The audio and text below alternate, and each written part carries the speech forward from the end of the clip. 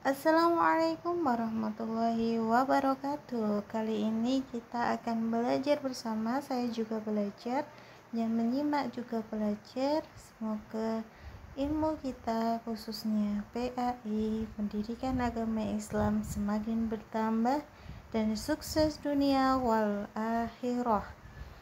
Di sini aku ingin belajar sambil membaca ya, karena kalau belajar diam terus itu ngantuk. Dan saya ingin membacakan saja, yaitu tentang yang pertama itu disajikan narasi tentang tanah di satu daerah yang disewakan oleh pemiliknya kepada perusahaan. Mahasiswa dapat menentukan pihak yang wajib mengeluarkan zakat tanah sewaan tersebut. Di dalam hukum untuk zakat ya, khususnya tanah persewaan, ini ada banyak pendapat ya. Kita khususkan di sini ada tiga pendapat, yaitu menurut jumhur ulama, dua menurut pendapat Abu Hanifah, yang ketiga menurut pendapat Imam Malik Syafi'i. Nah, di sini khususnya yaitu kita membahas tentang zakat tanah yang disewakan itu siapa yang zakat ya. Nah, di sini kita golongkan yaitu siapa saja yang menzakati, yaitu dari tanahnya, yang punyai tanah, pemilik yang mempunyai tanah itu kita golongkan yaitu menurut jumhur ulama, menurut Imam Malik Syafi'i, menurut Imam As-Sauri, menurut Imam Ibnu Mubarak, dan Imam Ibnu Abu Saur berpendapat bahwa penyewa tanahlah yang wajib membayar zakat. Pendapat ini sejalan dengan pendapat poin pertama, yaitu menurut jumhur ulama. Menurut jumhur ulama, bahwa yang wajib mengeluarkan zakat hasil tanah yang disewakan adalah pihak penyewa. Mereka beralasan karena yang dikeluarkan zakatnya itu adalah hasil tanahnya, bukan tanahnya. Hal ini diperkuat oleh pendapat Mahmud Shaltut, yaitu di sini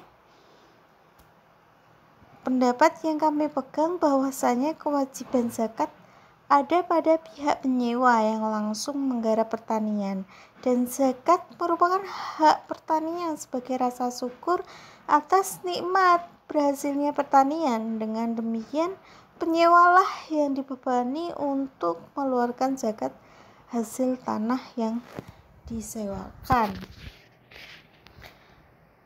Pendapat pertama adalah ulama menetapkan bahwa si penyewa di sini ya, si penyewa ya, saya terbalik, bahwa pendapat pertama adalah ulama yang menetapkan bahwa si penyewa dalam hal ini orang yang menggarap tanah itu yang wajib mengeluarkan zakat, karena dialah secara langsung memperoleh hasil dari tanah tersebut. Sedangkan pendapatnya kedua di sini menurut Imam Abu Hanifah dan pengikutnya, bahwa pemilik tanahlah yang wajib mengeluarkan zakatnya, karena dari sebab tanah itulah ada hasil yang diperoleh. Tanpa tanah tak akan dapat yang dihasilkan apa-apa. Nah, di sini kesimpulannya bahwa sedangkan pendapat yang kedua tadi menetapkan bahwa si pemilik tanahlah yang wajib mengeluarkan zakat.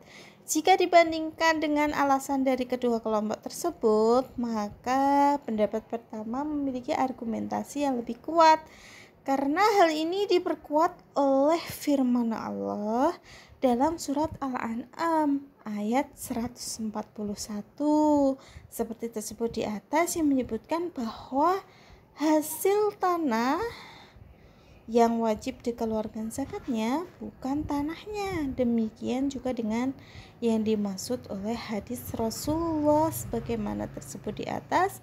Berdasarkan dalil-dalil tersebut, fuqaha telah sepakat bahwa yang dizakatkan adalah hasil tanah, bukan sebidang yang memiliki sebidang tanah, tidak ditanami, tidak wajib dikeluarkan zakatnya. Nah, dari kesimpulan ini bahwa kita tarik kesimpulan orang yang kalau kita diberi pertanyaan siapa yang mengeluarkan zakat tanah, nah di sini kalau pertanyaannya kalau menurut imam, misalnya imam Hanafi, nah di sini yang zakat adalah si pemilik tanah.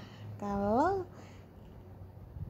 hasilnya itu seperti menganut mazhabnya Imam Syafi'i, Imam Ats-Tsauri, Imam Ibnu Mubarak, Imam Ibnu Abu Thawr, dan menurut jumhur ulama, khususnya di sini yang berpendapat yaitu Bapak Mahmud Zaitun. Nah, gitu ya.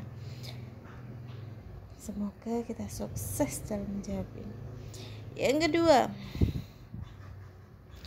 jika ada pertanyaan, disajikan narasi tentang penghasilan seseorang yang bekerja di sebuah perusahaan, khususnya BUMN, dalam setiap bulan. Nah, mahasiswa dapat menentukan besaran penghitungan zakat profesi yang dikenakan dalam setiap bulan ketika yang bersangkutan mendapatkan gaji bulanannya. Nah, ini ya. Berikut ini akan dijelaskan secara singkat cara mengeluarkan zakat profesi, seperti misalnya dalam BUMN itu seperti guru, dokter, terus pilot, dosen, artis. Nah, ini semua pekerja ini dapat mengeluarkan zakat profesinya dengan secara takjil, yaitu mempercepat ketika mereka menerima honor atau gaji. Berapa nisab batasan minimal persentase yang harus dikeluarkan? Terjadi perbedaan pendapat terhadap penetapan nisab. Nah, ini penetapan nisabnya.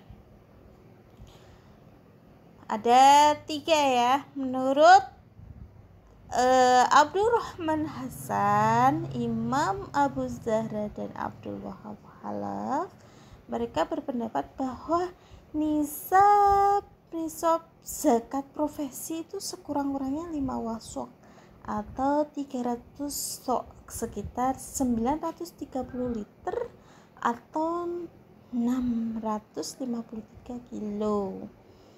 Kita ulangi lagi, menurut Abdurrahman Hasan berpendapat bahwa nisab zakatnya profesi itu sebanding dengan 300 sok, sekitar 930 liter atau 653 kilo, sehingga prosentase zakatnya itu disamakan atau dihiaskan dengan zakat pertanian yang pengairannya menggunakan alat mesin, yaitu sebesar 5% setiap mendapatkan gaji atau honor.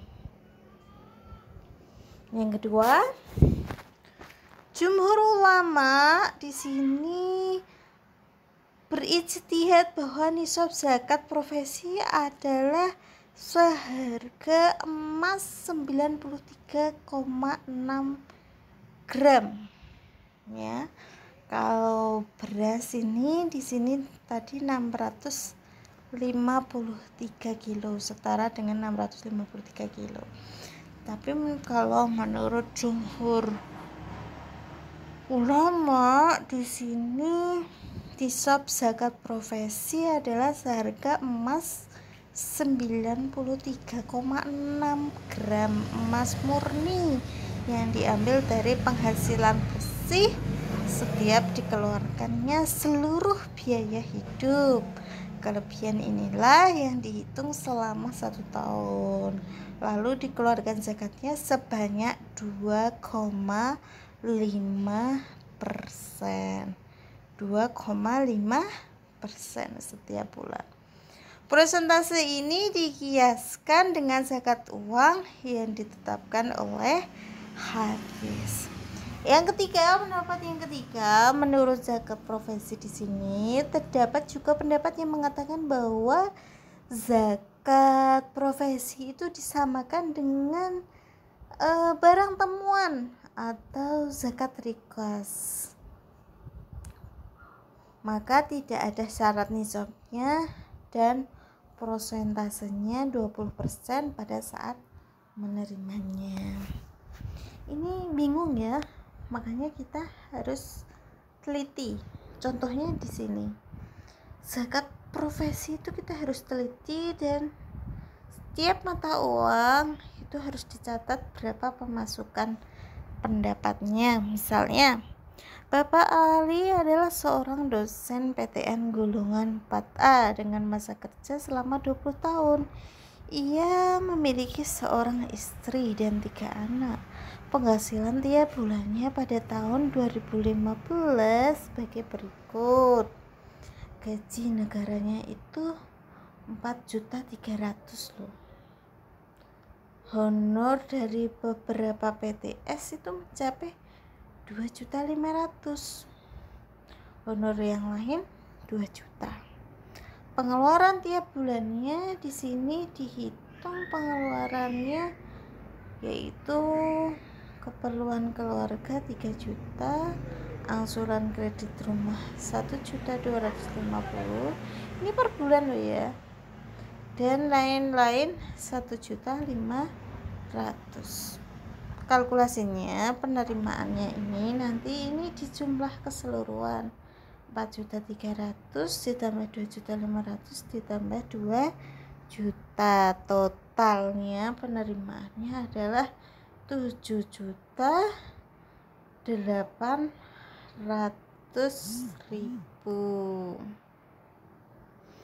Kalau pengeluarannya di sini pengeluarannya bahwa keperluannya juga ditotal, keperluan keluarganya, angsuran dan lain-lain, ini total semuanya, sehingga pendapatan bersih ya jadinya harus profesi harus dikurangi dengan kebutuhan.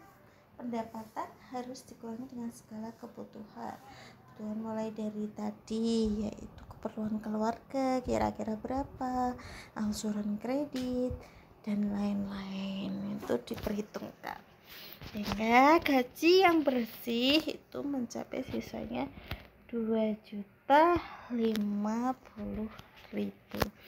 Dari 2.050.000 ini jika sisa di atas itu dikalikan 1 tahun 2.050.000 dikalikan 12 maka jumlahnya 24.600.000 rupiah yang kemudian didepositokan di bank dengan bunga keuntungan 18% setahun.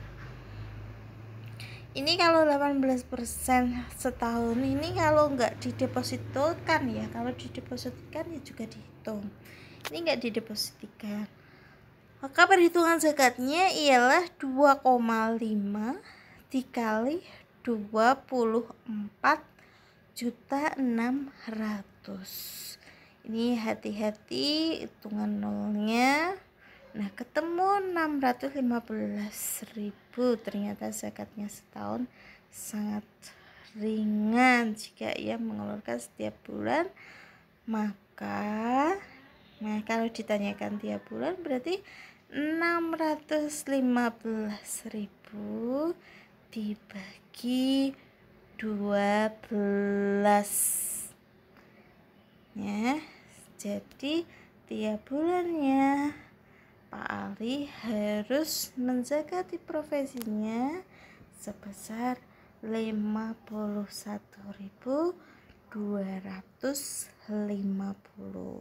Zakat ia harus keluarkan setiap bulannya. Nah, itu ya. Jadi kita harus ini dalam kalkulasinya, dalam profesi itu kalau nisabnya dihitung 2,5% ya, menurut jumhur ulama. Nah, dari hasil profesinya itu dari penghasilannya semuanya dijumlah dan pengeluarannya pun juga dijumlah. Setelah dijumlah semua, total penghasilan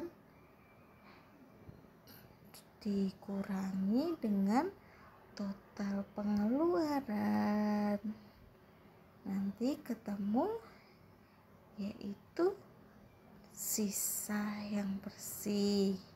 Nah, sisa yang bersih ini nanti yang akan dikeluarkan. Kalau pertanyaannya per tahunnya Pak Ali harus membayar berapa, berarti dikalikan dengan 12, sehingga tadi ketemunya 24.600.000. Namun ini belum dibagi 2,5%. Kalau 2,5% itu 615.000 rupiah. Ini kalau 1 tahun.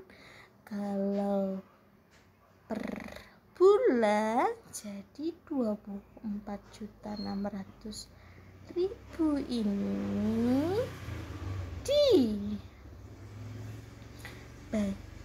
dengan 2,5%, dibagi lagi menjadi 12, yaitu per bulannya Pak Ali mengeluarkan zakat profesi yaitu 51.250 rupiah. Nah, gitu ya. Ini zakat profesi. Yang pertama tadi zakat tanah. Semoga kita di sini bisa semua ya. Terus next, zakat yang ketiga, jenisnya diberikan deskripsi contoh pemberian zakat kepada mustahik. Mahasiswa dapat menentukan ketentuan, bentuk, dan macam-macam zakat produktif dalam Islam. Nah, ini kita ada dua jenis ya, yaitu zakat produktif dan zakat konsumtif. Zakat produktif pun juga itu dibagi menjadi dua, yaitu zakat produktif kreatif dan zakat produktif nasional, serta konsumtif kreatif dan konsumtif tradisional. Nah, kita bahas bersama-sama.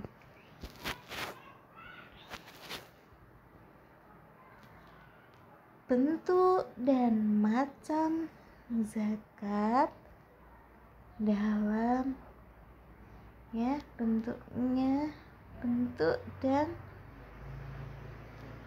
bentuk zakat dalam Islam dengan melihat mustahiknya dapat dibagi menjadi 4. Pertama, konsumtif tradisional, itu seperti zakat fitrah, yaitu konsumtif barang yang dipakai, zakat yang dikeluarkan dan mencapai mustahik si penerima zakat itu nanti jenis zakatnya bisa dimanfaatkan atau dimakan, itu berupa zakat fitrah. Nah, ini adalah konsumtif kreatif tradisional. Kalau yang kedua, konsumtif kreatif, itu contohnya beasiswa. Beasiswa kan juga dimanfaatkan untuk keperluan sekolah.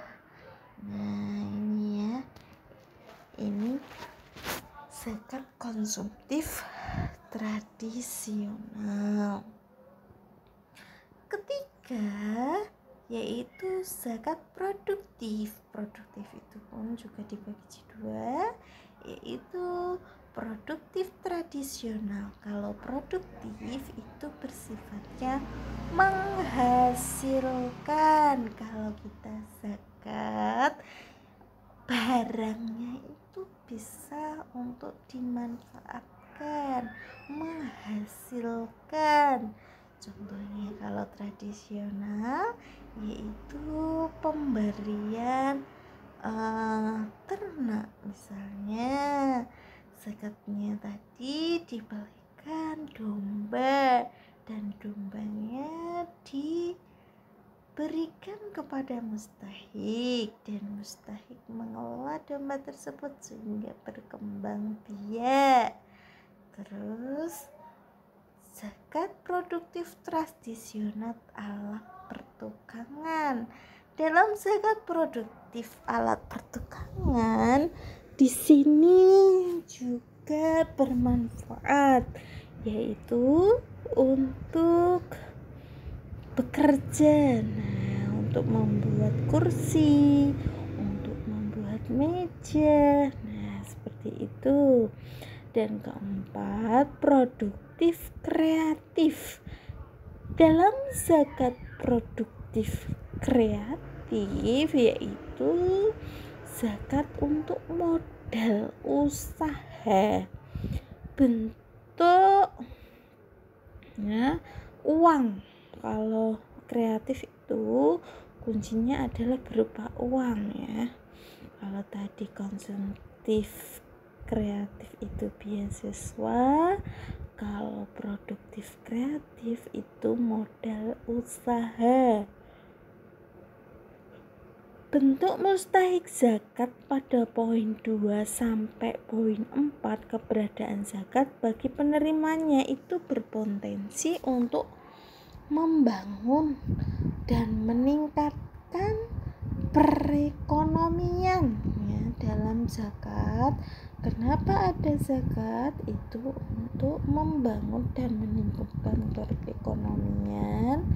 Keberadaannya dapat mengentaskan kemiskinan serta kemelaratan. Misalnya tidak makan, diberi zakat fitrah bisa makan. Anaknya tidak sekolah, diberikan zakat yaitu berupa beasiswa, ataupun tadi ternak, ataupun alat pertukangan, atau modal usaha. Ini saya kasih untuk modal usaha buat es cincau mungkin. Nah, ini saya kasih yaitu zakatnya untuk modal usaha, misalnya gorengan, nasi pecel, nasi madura, misalnya seperti itu. Maaf, ada iklan. Terus ide untuk mengembangkan zakat sebagai modal usaha muncul ketika fokus perhatian dilakukan secara seksama bahwa para fuqara dan masakin tidak semuanya orang-orang memiliki keterbatasan kekuatan fisik, namun di antara mereka terdapat banyak yang memiliki kesehatan fisik dan keahlian yang dapat dikembangkan, tapi mereka tidak memiliki modal sehingga keluar ide untuk memberikan zakat kepada mereka untuk bisa dijadikan sebagai modal usaha yang dapat meningkatkan status ekonomi dan sekaligus mengembangkan keahlian mereka. Maka pihak yang paling berperan dalam zakat sebagai modal itu maka pihak yang paling berperan dalam zakat produktif ini adalah kreativitas mustahik untuk menjadikan zakat sebagai modal yang terus dikembangkan. Next, nomor 4, diberikan deskripsi tentang distribusi pembagian zakat untuk pembangunan masjid di satu daerah. Mahasiswa dapat menentukan kategori besaran alokasinya. Menurut Chaltut memberikan catatan bahwa zakat yang diperbolehkan untuk pembangunan masjid dengan syarat masjid itu hanya satu-satunya di suatu desa atau untuk pembangunan masjid baru karena masjid yang terjadi tidak cukup lagi untuk menampung jamaah. Ini dalam keadaan darurat ya, untuk pemberian zakat kepada masjid. Yaitu ada syaratnya, yaitu ada 2 itu ya. 1 yaitu satu-satunya yang ada di desa tersebut belum ada masjid sehingga pembangunannya kurang dananya, yaitu disalurkan dengan zakat.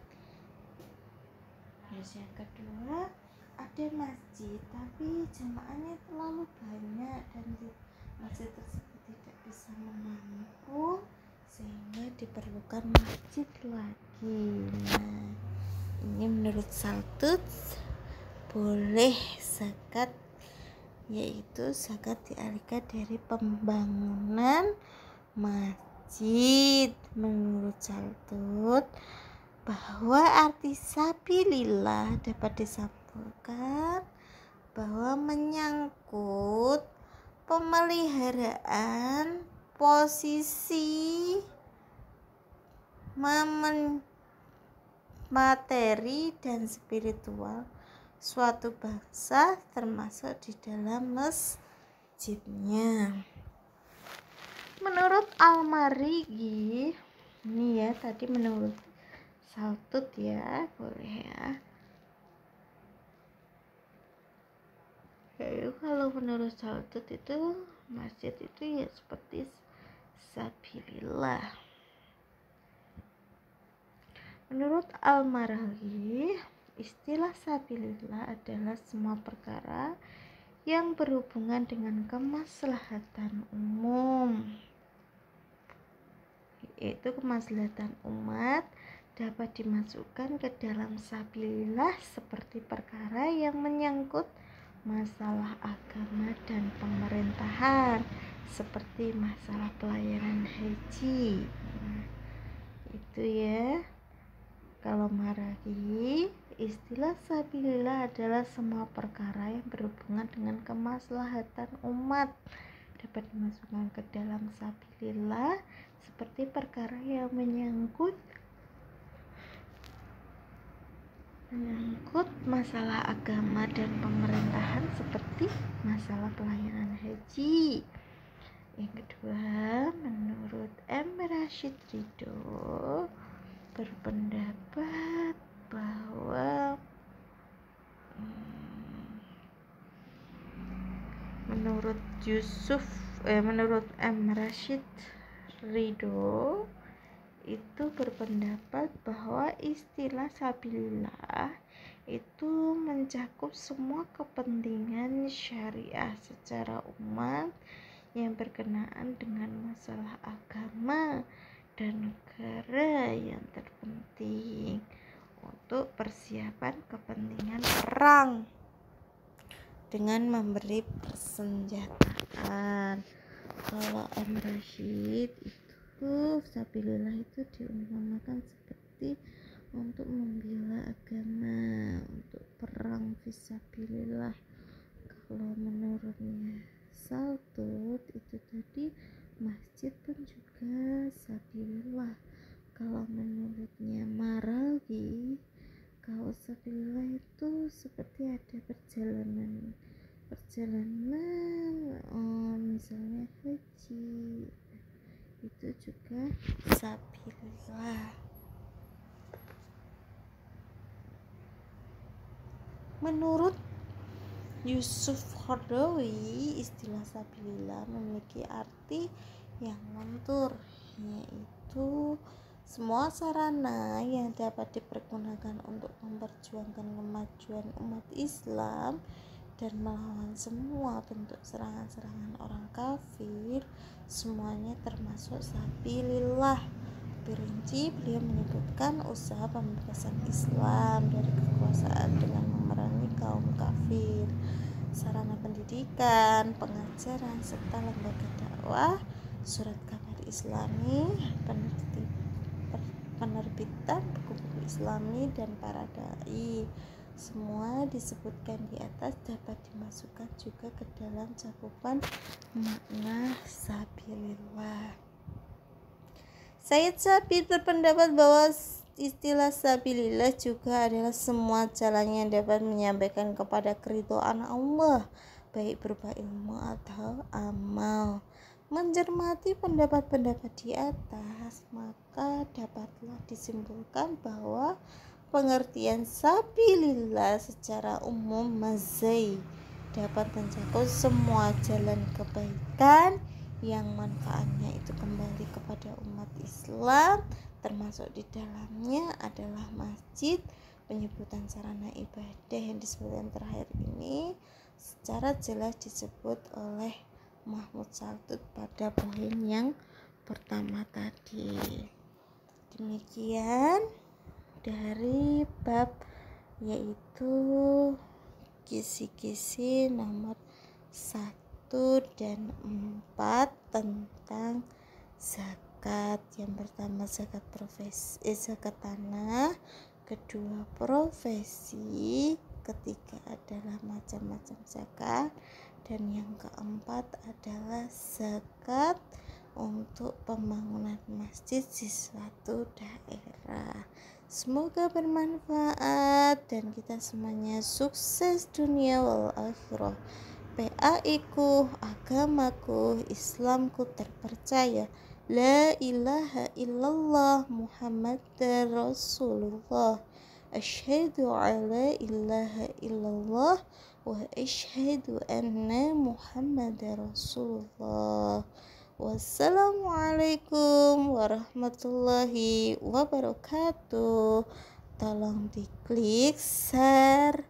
Semoga bermanfaat.